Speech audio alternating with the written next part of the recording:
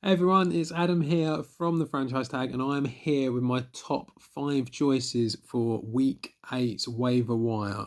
Now, it's a difficult one this week. It feels like you're starting to get thinner and thinner on the waiver wire, but there are some guys that you can still get out there that can make a difference to your team going into Week 8, and hopefully will get you that important win at what is becoming now a vital time where there's some, certain teams out there you need them wins. So these are the guys that you need to go and get for.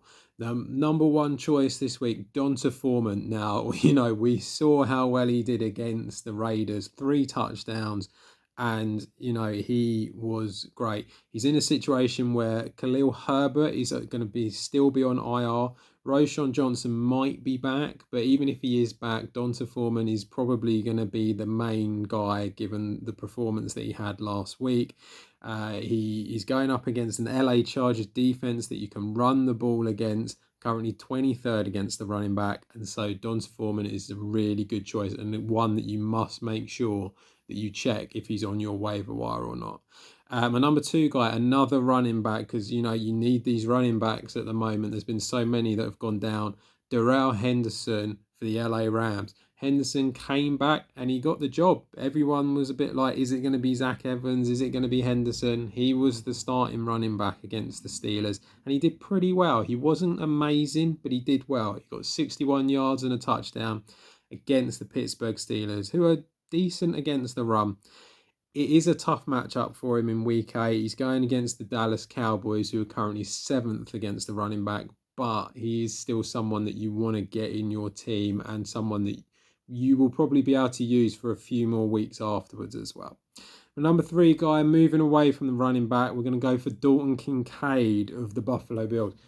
Now, Kincaid he kind of struggled a little bit at the beginning of the season, but I feel like he's getting more involved. Also, Dawson Knox has gone down with a wrist injury, so it looks like that Kincaid is going to be used quite a bit for the next few weeks. He's going up against the Bucks, who are 12th against the tight end. It's not the best matchup, but we saw what he can do against decent defenses. Against the Patriots, 8 receptions, 75 yards, look really good. So he's definitely one that you want to get in your team. My number 4 guy, I'm going to go for Marquez Valdes-Scantling of the Kansas City Chiefs.